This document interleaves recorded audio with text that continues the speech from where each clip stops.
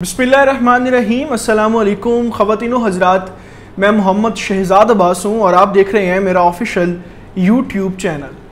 नाज़रीन, रबीउल अव्वल से थोड़ी देर पहले, सिर्फ रबीउल अव्वल की रात से थोड़ा अरसा पहले दुश्मन का एक बहुत बड़ा हमला इस वक्त जो है वो कोयटा के अंदर हुआ है और कोयटा को लहू लुहान कर दिया गया है, जिसे बाकायदा तौर पर दो मुख्तलिफ किस्म के मकासद हासिल करने के लिए उस धमाके को जो है वो ऑर्गेनाइज किया गया और प्री प्लान किया गया। वो दो मकसद कौन से हैं वो तो मैं आपको बताऊंगा ही तफसील में। इसके साथ आपको ये बताऊं कि इस धमाके का हामिद करज़ई के बयान के साथ, इंटरव्यू के साथ क्या ताल्लुक है वो भी आपको बताऊंगा। वो भी इस धमाके के हवाले से बड़ा अहम पहलू है कि हामिद करज़ई ने जो है वो इस धमाके के हवाले से क्या बात कही थी। ये दोनों खबरें जो है वो तफसीली तौर पर आपके सामने रखूँगा और बड़ा जो है वो ये इस कदर नुकसानदेह एक चीज़ है कि रबीउल अव्वल से जो है वो रबीउल अव्वल की रात को 12 रबीउल अव्वल से कुछ देर पहले जो है वो इस तरह का वाक़या होना और फिर इसको जब मैं आपके सामने ये पॉइंट्स रखूँगा कि उनके पीछे इसके मकासद क्या थे और किस कदर वो टारगेटिंग कर रहे हैं इस वक्त, तो आप खुद ये सोचने पे मजबूर हो जाएंगे। ऑलरेडी जो है वो सुबह अपनी एक वीडियो में मैं आपको बता चुका हूँ कि भारत ने सईद अली गिलानी के जो पोते हैं उनके ऊपर भी दहशतगर्दों के इल्ज़ाम पाकिस्तान के ऊपर आयद कर रखे और उसके बाद फिर शाम को ये धमाका होना और हामिद करज़ई का बयान इससे पहले आना, ये सारी चीज़ें आपस में किस तरह से मैच कर रही हैं और ये डॉट्स कनेक्ट हो कि हमें मैसेज क्या दे रहे हैं ये आपके सामने रखूंगा। लेकिन इससे पहले आपने अभी तक अगर हमारे चैनल को सब्सक्राइब नहीं किया तो उसको प्लीज़ सब्सक्राइब कर लें, बेल आइकन को प्रेस कर लें, क्योंकि यही एक वाहिद और आसान तरीका है आपके और हमारे साथ का, और इसी तरीके से हम आप तक मुस्तनद तरीन ख़बरें बर वक्त पहुँचाते रहते हैं। नाज़रीन, आज जो है वो कोयटा के अंदर एक धमाका हुआ जिसके साथ 3 से 4 मुख्तलिफ किस्म के जो है वो अंसर्स जुड़े हुए हैं। अब वो अंसर कौन से जुड़े हुए हैं सबसे पहले तो आप वो समझ लीजिए। सबसे पहले इस धमाके से भी पहले जो है वो भारत की तरफ से एक इल्ज़ाम आयद होता है कि सैयद अली गिलानी के जो पोते हैं उनके ऊपर वो इल्ज़ाम ये आयद करते हैं कि ये टेररिस्ट ऑर्गेनाइजेशंस को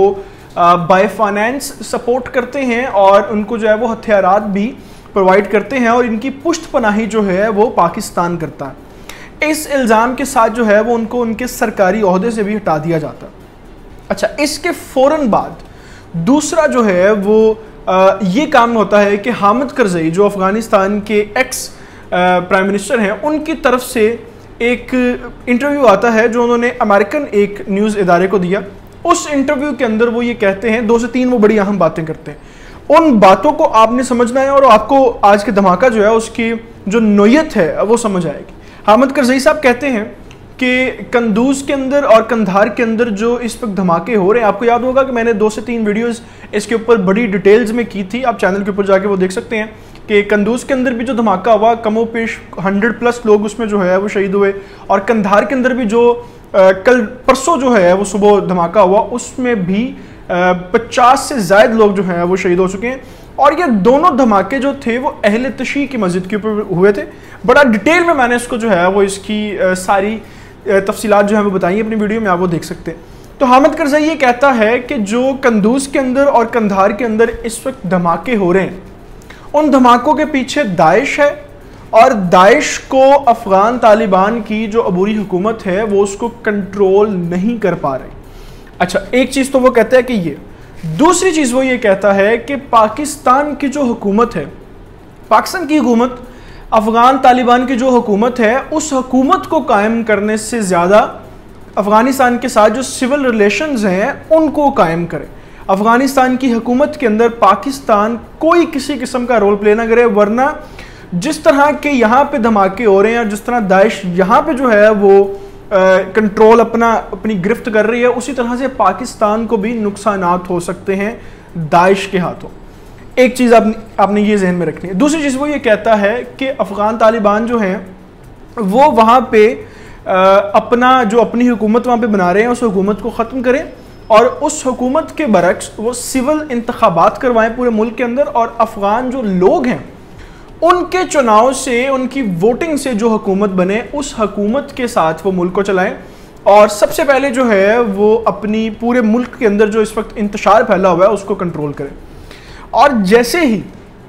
ये उसके बयानात आते हैं पाकिस्तान के ऊपर जो है वो बड़ा वाज़ेह तौर पे कहता है कि पाकिस्तान को भी जो है वो इसके असरात झेलने पड़ेंगे तो उसके बाद ये धमाका होता है। अब धमाके की तरफ आते हैं। अब आपको धमाके के 2-3 डॉट्स बताता हूं तो आपको समझ आएगी कि ये किस तरह से जो है वो सारी एक प्री प्लानिंग चीजें चल रही हैं। थोड़ा सा समझें कि कोयटा के अंदर धमाका हुआ, और धमाका हुआ है कोयटा के अंदर बलूचिस्तान यूनिवर्सिटी के करीब, बिल्कुल गेट के करीब उसके जो है वो धमाका हुआ है, जिसको ये सैराब रोड के ऊपर वाक़या है कोयटा के अंदर बलूचिस्तान यूनिवर्सिटी। अच्छा, उसमें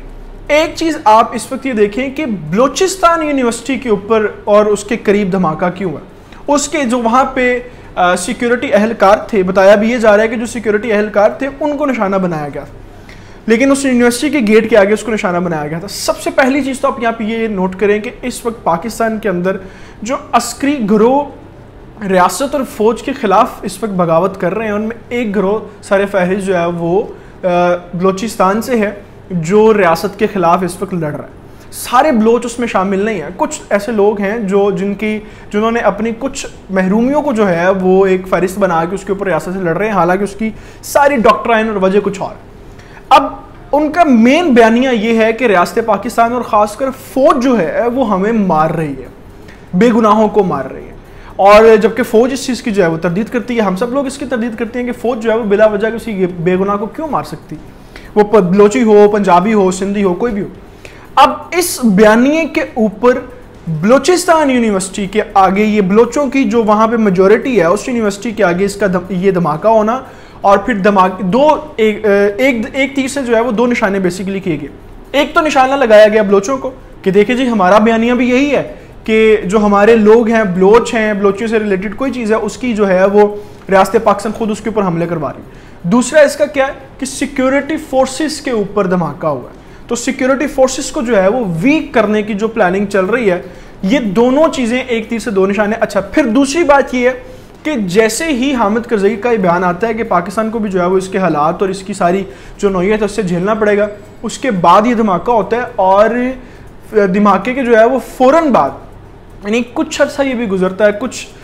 मामलात ही होते हैं, तो अफ़गानिस्तान के अंदर भी जो है वो सूरत हाल 2-3 जगहों पर इस वक्त ख़राब हुई पड़ी है। तो अगर मैं इन सारे डॉट्स को देखूँ, इन सारी चीज़ों को देखूँगा, तो पाकिस्तान के अंदर जो इस वक्त ये धमाका हुआ है कोयटा के अंदर, ये एक तो चीज़ ये है कि ये इसमें कोई दो राय नहीं है कि ये दाइश की प्री प्लानिंग से हुआ। उनके 2 मकसद थे। एक मकसद तो ये है कि जो बलोचों के साथ रियासत का इस वक्त मसला चला हुआ है उसको उभारना और ये जाहिर करना कि बलोचों के ऊपर जो है वो हमले हो रहे हैं, और दूसरा सिक्योरिटी फोर्सेस के ऊपर हमले करना कि जिस तरह से अफगानिस्तान के अंदर सिक्योरिटी फोर्सेस के ऊपर हमले हो रहे हैं उसी तरह से पाकिस्तान के अंदर सिक्योरिटी फोर्सेस के ऊपर हमले करके जाहिर करना है कि हम सिक्योरिटी फोर्सेस के बिल्कुल खिलाफ हैं, क्योंकि इन्होंने हथियार हमारे खिलाफ उठा रखे हैं। तो इन सारे डॉट्स को देखते हुए मुझे इस वक्त ये लग रहा है कि हामिद करज़ई जो है वो बहुत सारे ऐसी कनेक्टिविटी के साथ जुड़ा हुआ है जो अफगानिस्तान के अंदर भी इस वक्त नुकसान पहुंचा रहे हैं, और पाकिस्तान के अंदर भी मुख्तलिफ एरियाज़ के अंदर जो है वो नुकसान पहुंचाने वाले गिरोह शामिल हैं, उनके साथ भी उसके डॉट्स और कनेक्शंस हैं।